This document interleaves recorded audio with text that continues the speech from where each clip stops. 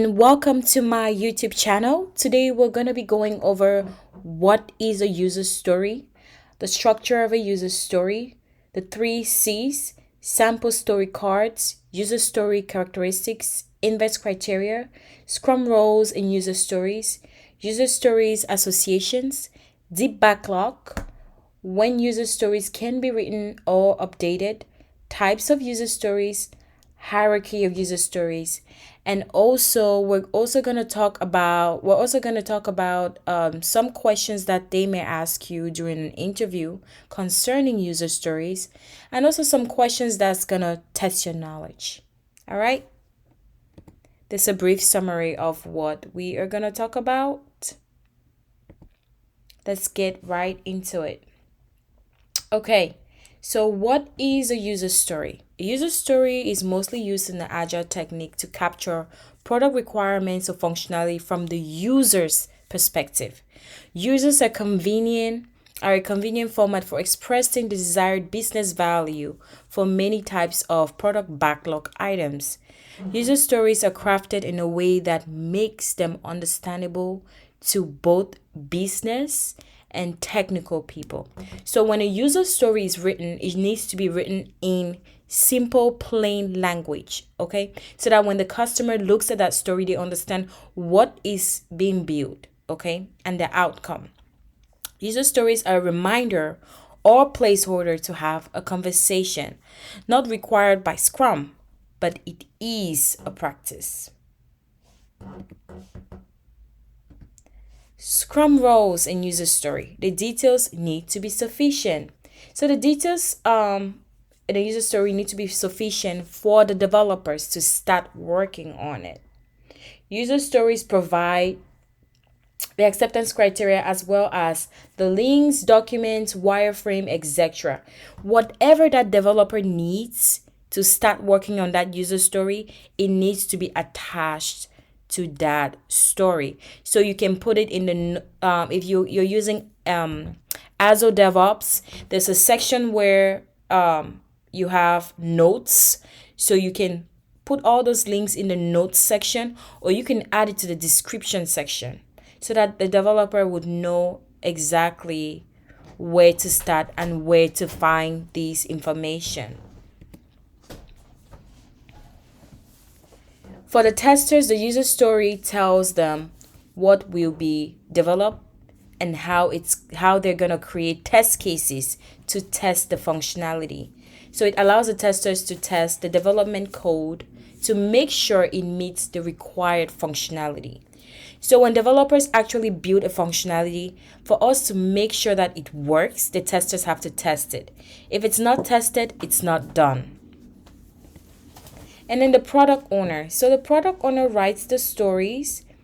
Ideally, it's best for the team to write the stories together because the input of the developer, the testers, everybody's input is needed to write a good story and to capture the right information for that story.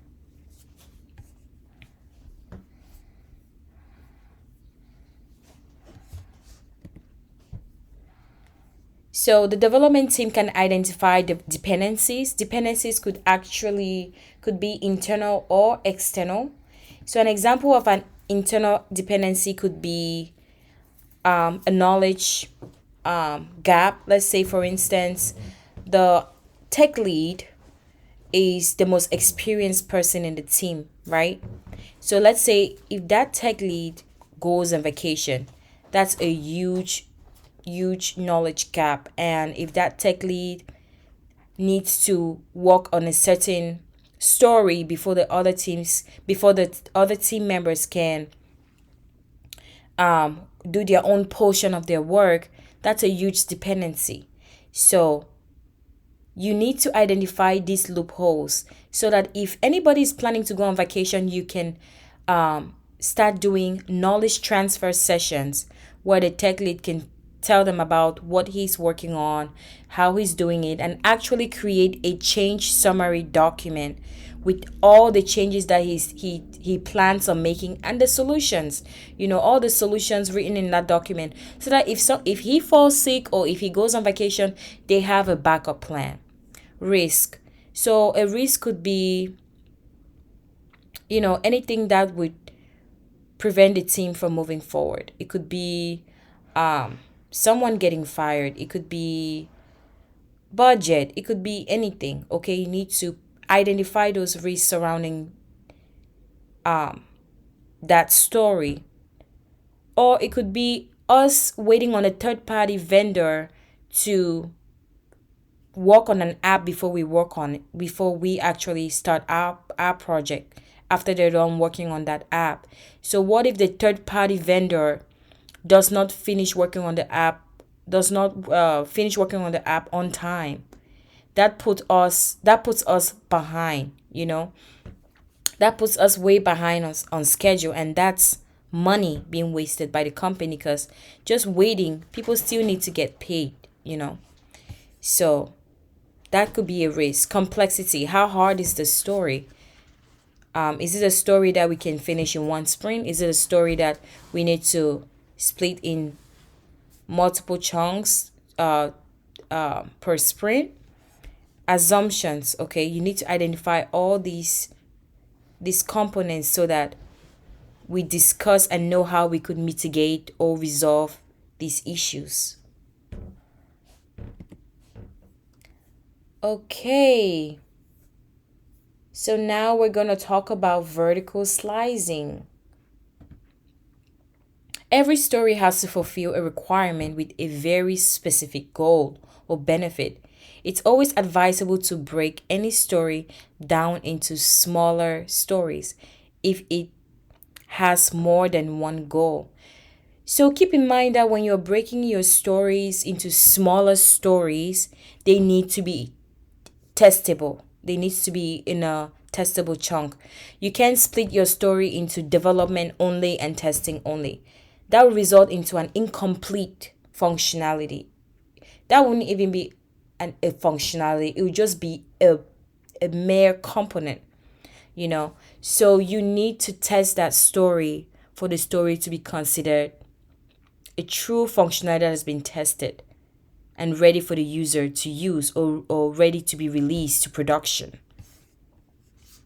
I'm sorry. Requirement for a story has to be complete functionality. Size of the story is measured in story points to provide a business value or complexity. Okay, just a little more information on that. So vertical slicing, right, is when you break a story. So this story should be broken in a way that is working, demonstrable. It's a working, demonstrable software to a specific user. So if it's not working, if it's not demonstrable, then that user can use it. So it's useless. It's not valuable. All right.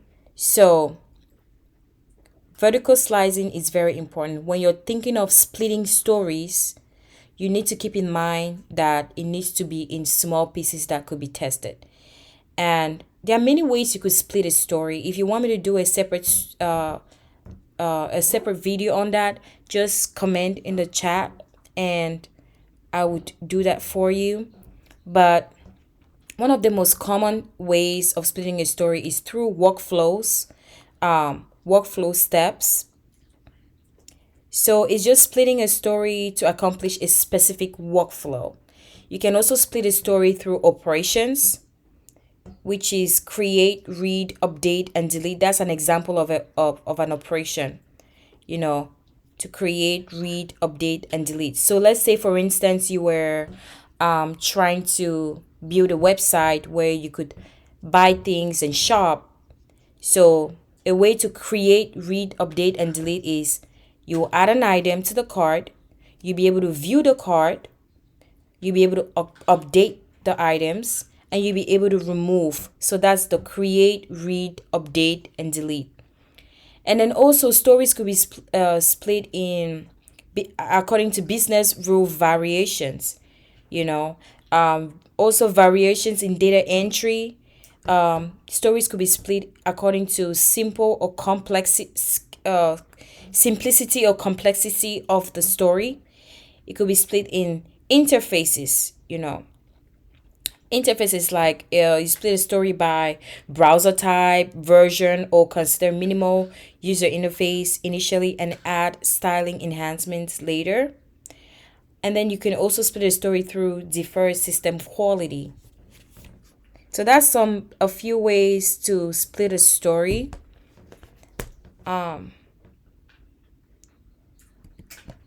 Okay, this is a structure of a story. So a story must have these three main structures. It must have the user, the goal, and the reason. So the user, the goal, and the reason. And then in the story, it also has to have an acceptance criteria and description. So, acceptance criteria would have more information about the testing. How is this story going to be tested? Is this story going to be tested through regression testing or system integration testing? And then the description will just tell you more about the story, what in like more details about what the story is about. So this is an example. As a user, I want to be able to configure the type of data that I view on my PC or instrument so that I am viewing only what I am interested in. So this user,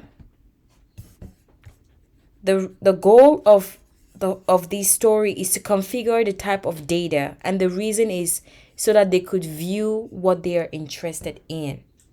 So these components are very important. And then under that story, it needs to have a description and an acceptance criteria. Understanding the three C's. The three C's stand for card, conversation, and confirmation. To make it easy to remember the different parts of a user story, this acronym helps describe the goal, the benefit, and expected outcome. So this part of the card, right, is the title of the user story. So it will be this part. As a user, I want to be able to configure the type of data that I view on my PC or instrument so that I am viewing only what I am interested in. That will be the card. The conversation will be the description or the composition part of the story. The description will contain all the requirements, business logic, details, links, wireframes, everything that the developer would need to start working on this story. The acceptance criteria is the confirmation portion of the story. It is very critical. It's a very critical part of the story because the testers need to use this portion to create test cases. This allows the developers to know what to code, and it also lets the stakeholders and PO know when the work is completed. So this is a sample story. This is what's typically used as a who. The who stands for the user. I want. What is the goal? So that why is the reason. Then you have the description and acceptance criteria. These are other ways to write a user story. Some people use role, goal, benefit. Others use user type, function, benefit. And others use situation, motivation, and expected outcome.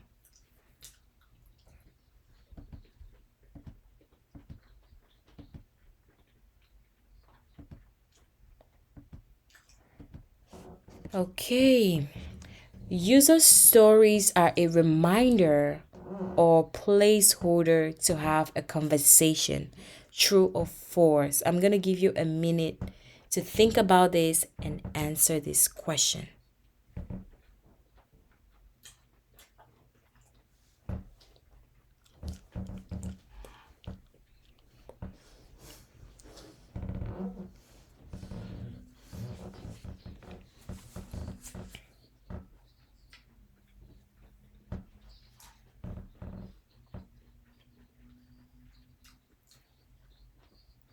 Okay, so the answer is true.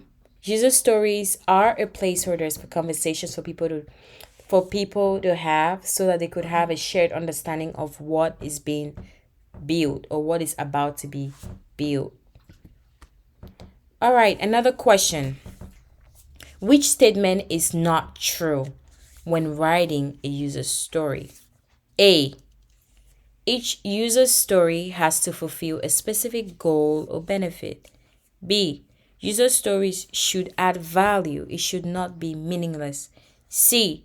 It is advisable to break user stories into smaller stories if it has more than one goal. D. It is okay to split stories into development, testing, analysis without keeping the full functionality or delivering value. I will give you about 10 seconds to answer this question.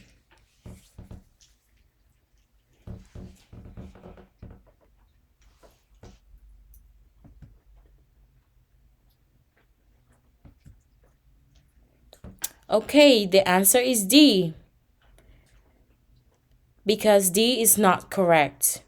When splitting a story, you need to split it in a way that it has all the components. It must have analysis, development, and testing for it to deliver value to the customer. All right.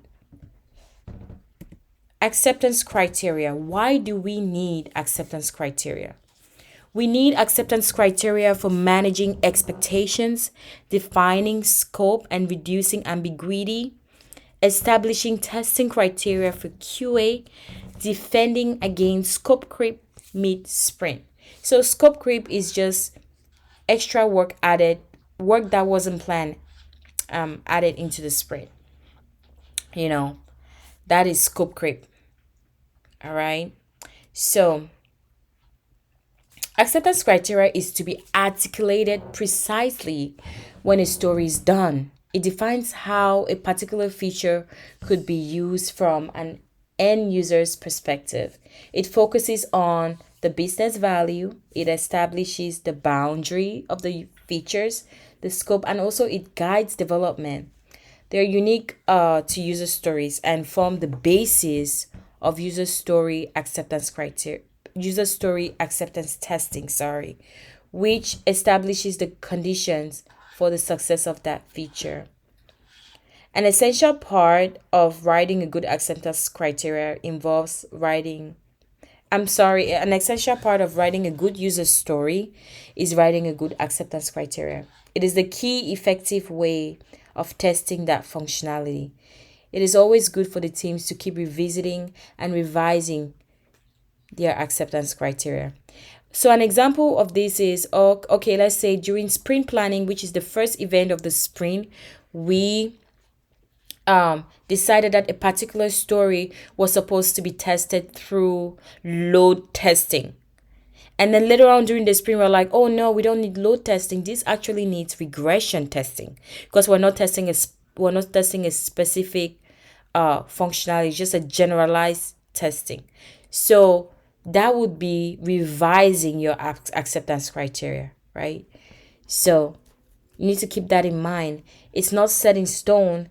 Whenever there's a new development or a new finding, the developers would let you know, maybe during daily stand up, that the acceptance criteria needs to be adjusted.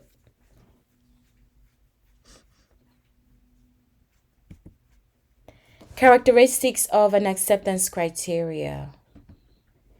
The SMART acronym, which stands for specific, measurable, achievable, relevant, and time bound. So, here are some things that you need to consider, right? You don't want to set acceptance criteria that are not achievable. You don't want to set acceptance criteria that are vague. You should target a specific area of improvement, measurable quality, or at least possible indicator of progress, like make it realistic, ensuring that it's relevant to the requirement. Specify when the results are achieved. So when you're creating acceptance criteria with your team, you all need to keep this in mind. This is an example of an acceptance criteria.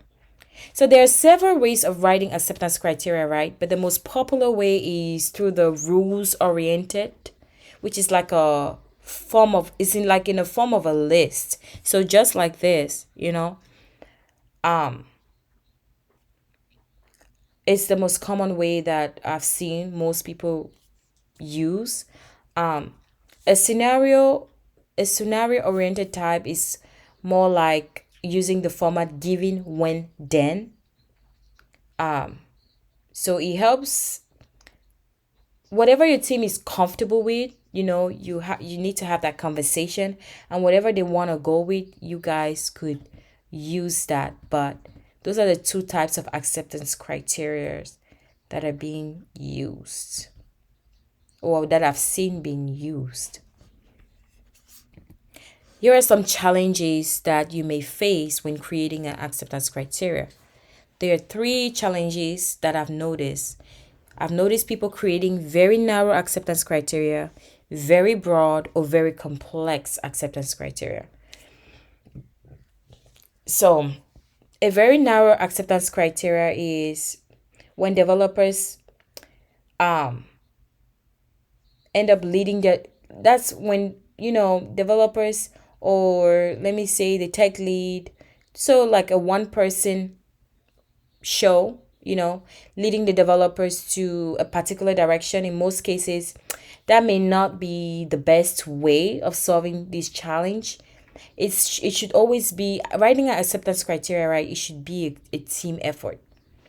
you know it should be a team effort, so that we do not skip some user behaviors that need to be tested. you know so because this may increase our risk for failure, so we need to keep that in mind. And then sometimes we write acceptance criteria that are so broad, and this usually will increase the risk of this usually will make the acceptance criteria very bulky. you know just introducing really, really big, bulky acceptance criteria. A good acceptance criteria should be discussed. You need to establish boundary. The developers need to work together. And then another challenge is, of course, when the acceptance criteria is too complex.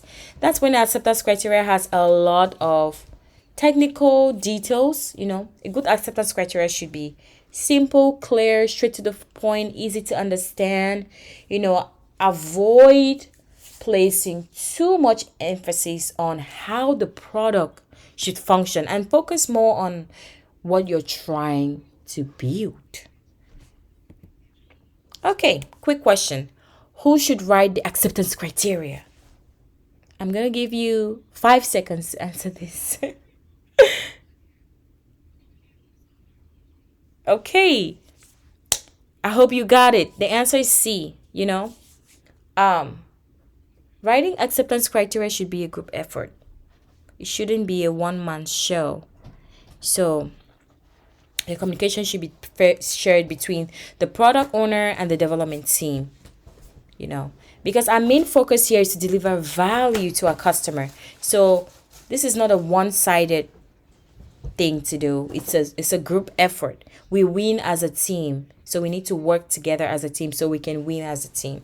It's not a one-man show. Another question. When is the best time to write the acceptance criteria? I'm going to give you 5 seconds.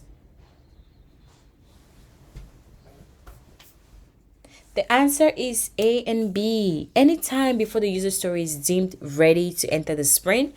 So this would typically be in a refinement meeting.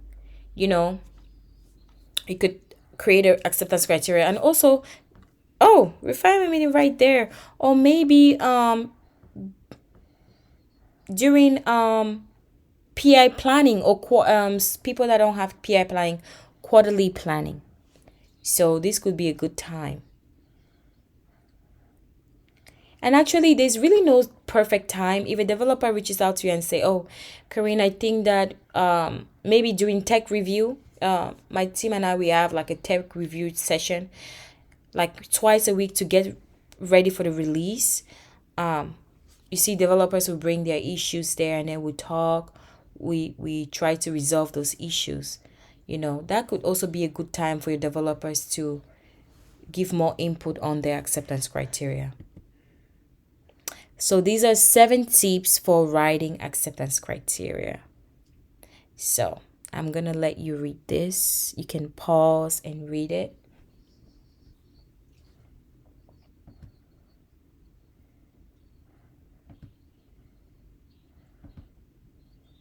All right.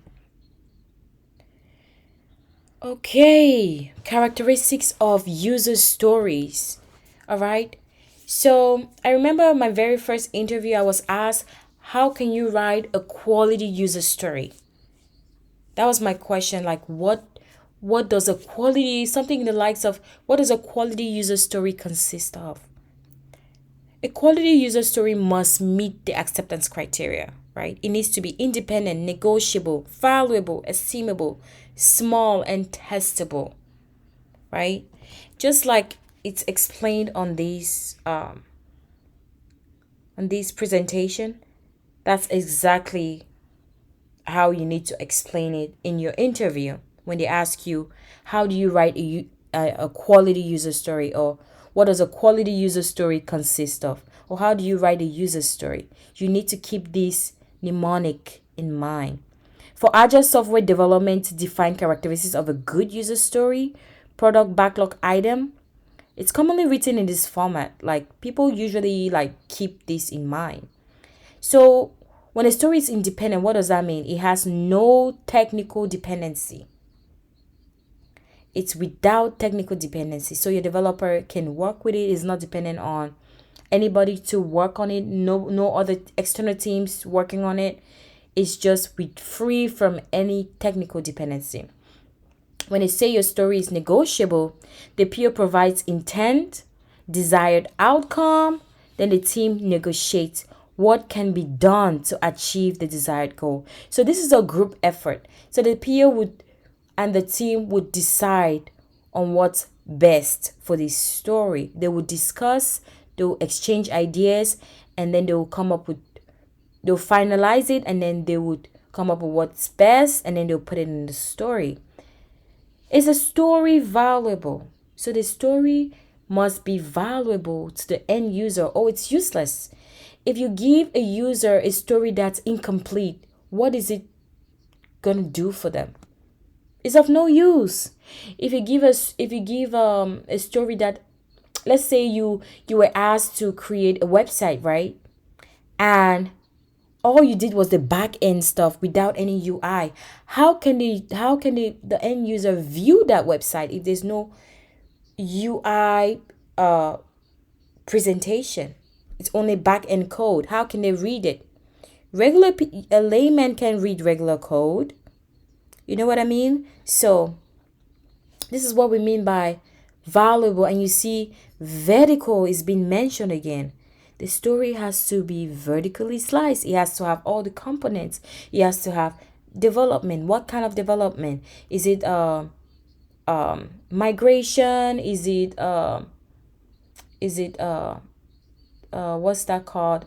Front end, back end development? What kind of development? And also it needs to be tested. Whatever is developed needs to be tested, or it's not done. Is this story estimable? So the story contains enough information to be sized. How can we estimate the story?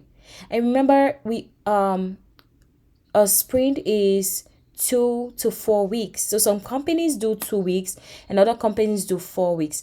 But all the companies I've worked for, we've mostly done 2 weeks. And usually I try to tell my developers not to take more than they can chew. So when you take in a story, right, into the sprint, make sure that you're able to be done with development and give enough time for the testers to test that story, and also enough time to identify if there were defects or if there were issues, so we can resolve it before the sprint ends. So you need to keep all of that in mind. So is a story small enough to be in the sprint? You need to keep that in mind. Is a story testable? The story has to be tested or it's not done.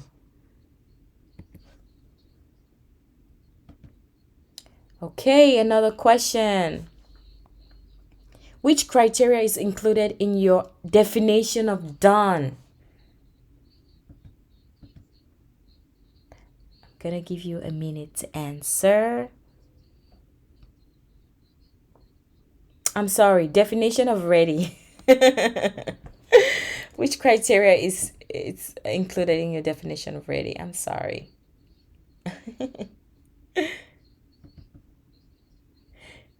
So first of all, what is the definition of ready? The definition of ready is your story ready to be worked on? So let's backtrack a little bit. We just mentioned the inverse criteria, right? So before you work on the story must meet the inverse criteria.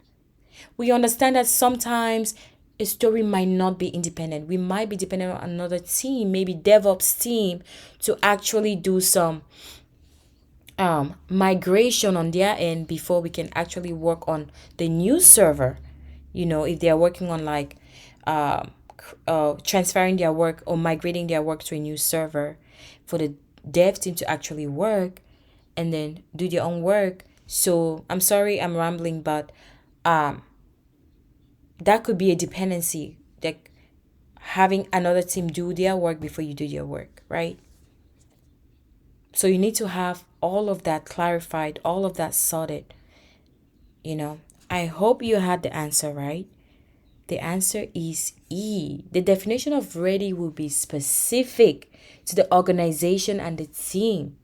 Definition of ready creates a shared understanding. Having clarity in the backlog is a critical element for the team. It's very important, guys. It is necessary to create predictable delivery system. There are many ways that can contribute to an unstable value system. So we need to pay attention to things like this. The definition of ready can evolve over time, and it's a good mechanism to instill new behaviors. So keep this in mind. Okay, testing your knowledge again. What are the three C's? What do these three C's stand for? Does it stand for confession, case study, confirmation? Does it stand for card, conversation, composition, and confirmation? Or does it start for card, clean, reviews? Okay, I'll give you 5 seconds to answer this.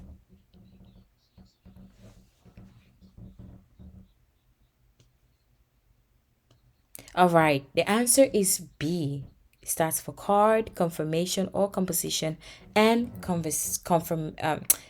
card, conversation, or composition and confirmation. All right. So, who is responsible to write user stories? Um, Earlier we mentioned that it's a group effort because we need to negotiate, right? So product owner writing user stories, but also we need the team members to contribute to writing a user stories. The Scrum Master could also, based on their experience, could chip in if they've experienced something like that, could voice their opinions. But when it comes to technical details, the development team owns that. When it comes to spikes, the development team owns that. Okay? So, that is what this little diagram means. And then you can see when user story can be created or written or updated. So you can create user stories at any time during the sprint. You can modify it at any time. But after you've committed to a sprint, should not modify after committed to it for a sprint. Sometimes I would say it depends on the story, right? And it depends on the organization. But from my experience, we've always had to modify the acceptance criteria. That's one thing that I've noticed from my experience. But some organizations might not do this. It just depends. You have to check with your organization to make sure that you're doing the right thing, you're following the standards, right? And meeting the expectations. Okay, this is a user story hierarchy, right? So you have the product vision, you have the product vision or the theme. Then you have releases. So product vision might take years, releases, months, epics, months, feature, weeks, stories, days, or weeks. And then you have task, hours. This depends on your organization. So you need to check with your organization to make sure that you're doing the right thing, right? But from my experience, these portfolio items, right? The fall portfolio items, which is like the product vision, release, epic, feature, these fall in the program backlog, right? Program backlog. And then when you have user stories and tasks, it falls in the team backlog. So I group this into program backlog and this one into team backlog. So some organizations have releases every 3 to 6 months and others have every month. It just, all of this depends on the organizations, right? But when it comes to team level, across the board, from what I've noticed or from my experience, this structure is what I've seen most people use: epic, feature, story, and task, right?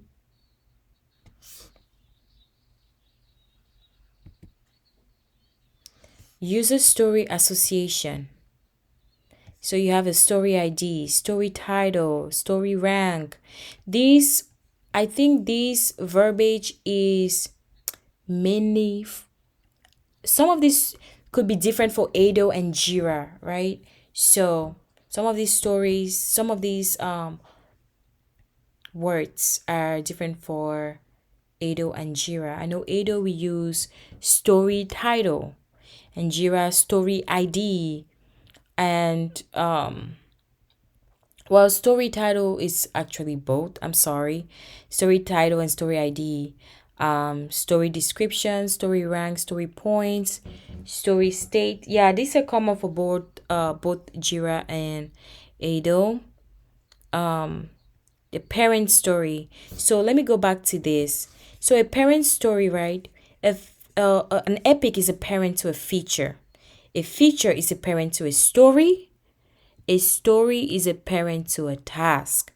If you make a task a parent to a child to an epic, it's not gonna work. The developers will be getting some errors when they're trying to validate their code in production or trying to merge it to a master branch, you know. So make sure that you put your stories according to these hierarchies. All right.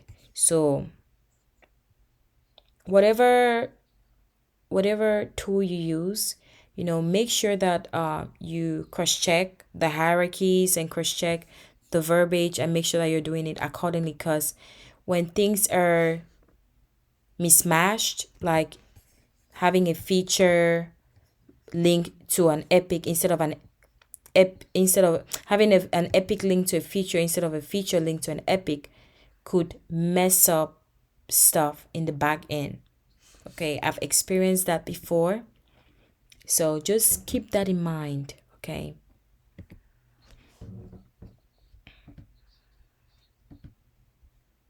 All right, definition of done. So the most common use of definition as done is on the delivery team level. Done on this level means that the product owner reviewed and accepted the user story. Once it's accepted, the done user story will contribute to the team's velocity. You must meet all of the defined criteria or the story isn't done. So that the unit test is passed, code review done, acceptance criteria met, functional test passed, non-functional requirements met, and then product owner approves. Okay, this is an example of a definition of done.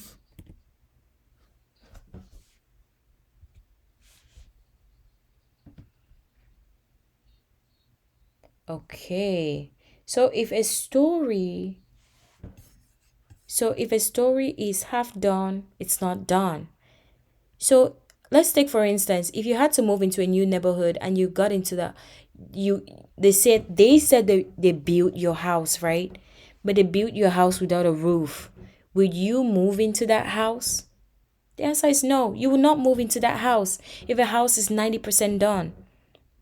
Even if the house was missing one window, you would say, no, that window needs to be in place. It's the same for user stories, okay? User stories must be tested, and they must and the stories must pass those tests before they'll be considered done. If it's half done, it's not done. Question. The definition of done and acceptance criteria are the same thing. That is false. The definition of done and acceptance criteria are not the same thing. Okay. And then we're going to see why. The definition of done applies to the product increment being developed during the sprint. We have one definition of done for all stories in the product backlog. On the other hand, the product backlog item or the story has its own specific acceptance criteria.